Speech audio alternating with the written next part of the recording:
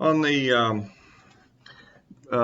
eve of the presidential debate, I thought I would kind of go through some basic data here on the state of the race, starting off with the Rasmussen's latest internals, which are again are pretty striking and very different than many other polls. I mean, for instance, Rasmussen has Biden ahead by 1%, 48 to 47, whereas the Real Clear Politics average has Biden up by 7%, and many of the polls go as high as 10.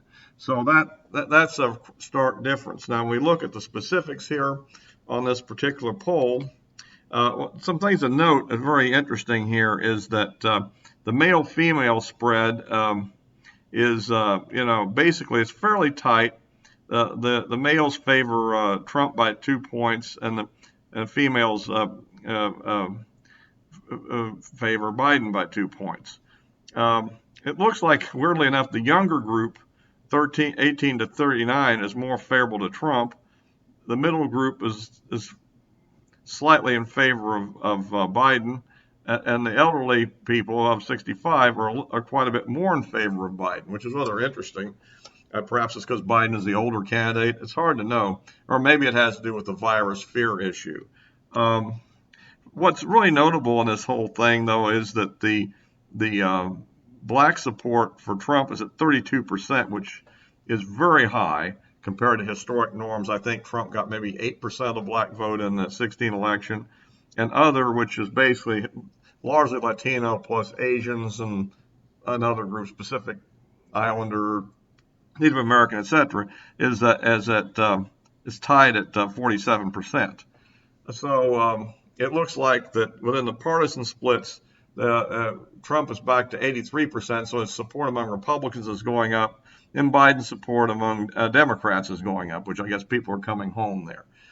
But at any rate, this poll just gives a rather novel outlook at the demographics, and you can kind of see what leads to differences with many other polls which wouldn't have those particular outcomes. Now, so that basically is going to be a real challenge. Rasmussen is obviously a little bit out on a limb here. I mean, since the only thing that comes close to it maybe is the Emerson polls. Now is at 4%, up from 2% in our previous poll. That one is somewhat similar. Harris X, I think, has a 5% advantage to Biden, but that's kind of where we are then. Another thing to look at is the approval versus disapproval for Trump. And here's an interesting result. The Real Clear Politics average, now, if we back Rasmussen out of it and consider it to be an outlier, we'll get something on the order of about 43.6% to 53.3%. It's roughly, I think it's nearly a 9% disapproval delta for Trump in every other poll in the Real Clear average, whereas on the other hand, Rasmussen has Trump ahead by 4 at 52 to 48, and he's held pretty constantly above 50 for about a couple of weeks now in the Rasmussen poll. Now, okay, you kind of look at this and go, well, is Rasmussen, but we have to consider that back in June, during all the riots and everything, Trump's approval had dropped down to about in the 43 range, approval to disapproval in the Rasmussen, and 43, 44, I think, and the strong approval had fallen actually below 30 in the high 20s, whereas right now I think it's around 42. So the Rasmussen poll does reflect significant changes. It isn't always being raw for Trump, depending on what's happening. But right now, it's showing Trump in a rather strong situation. And that's, of course, rather paradoxical if you think about it. I mean, if you take Rasmussen out of the Real Clear Politics, this is a very massive, this is a 13-point delta between what Rasmussen's saying and what everybody else is saying. And that's approval, which is not exactly the same as voting. You'll get a little different result in approval because I guess maybe some people approve of Trump to some degree, but approve of Biden a little bit more, perhaps.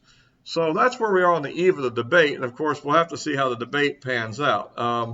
That's it would be interesting. Biden apparently has been intensely preparing for the debate, which is why he hasn't been out campaigning very much.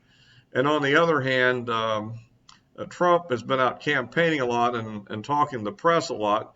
So perhaps you could look at it as two different ways of preparing. After all, Trump is used to taking some pretty hard questions, whereas Biden has basically been spoon-fed and to some degree maybe even reading things off the prompter at times. So it's going to be rather interesting to see just how those two preparation techniques work out. And of course, we've got the latest Trump shot across the bow that Biden needs to take a drug test. And I guess the idea is that they think he's taking some kind of a performance enhancing drug, whether a stimulant or something like Adderall or something of that sort to improve his performance. So in a lot of ways, I think the debate, is that Trump is not usually the strongest data-oriented person, but he definitely puts out a lot of opinion, which causes detailed fact checkers to go crazy. On the other hand, Biden will presumably try to throw out details, but can he remember them correctly? What if he starts messing them up during the debate? If he has a clean debate without any faux pas, without any brain gaps there, then it should look pretty good. If he does look inadequate, though, that could have a real impact, I think. And that's what we just don't know how that's going to pan out. We have Chris Wallace as the questioner, who is a Democrat. Let's understand, no matter if he works for Fox News, he is a Democrat. And he will be probably a little harder on Trump than he will be on Biden, I suspect. Although I also believe he'll ask Biden some hard questions, perhaps the hardest questions he's been asked since a long time. And we just don't know what could happen. I mean, if Biden says something like "you're a lion, dog faced pony soldier," who knows how that goes over. On the other hand, Trump, Trump will have to answer a bunch of questions, I guess, about the virus pandemic and all that stuff. I of course, find the whole thing somewhat absurd that Biden would actually have done any better handling the pandemic than Trump has done. In fact, he probably would have done worse. It's just personal opinion. With the press not being as hostile, he probably would have let things slid longer. Just a guess, but I wouldn't be at all shocked. But then I don't know if that matters. Apparently, the senior citizens have been sold a bill of goods on this thing, I guess. I find it interesting because Trump had done good with senior citizens in the previous 16 election, which is kind of interesting now. And so we'll have, and of course, that's a group that typically you don't want to get on the wrong side of because they tend to vote more regularly and they're less likely to go for some kind of fringe third-party candidate and throw their vote away. So you got to watch out for that. On the other hand, they're now with this virus are probably more likely to vote absentee, and that there's a lot of times votes get thrown out because of mistakes on the ballot. It's a little trickier than just going in and using the voting systems in-person voting.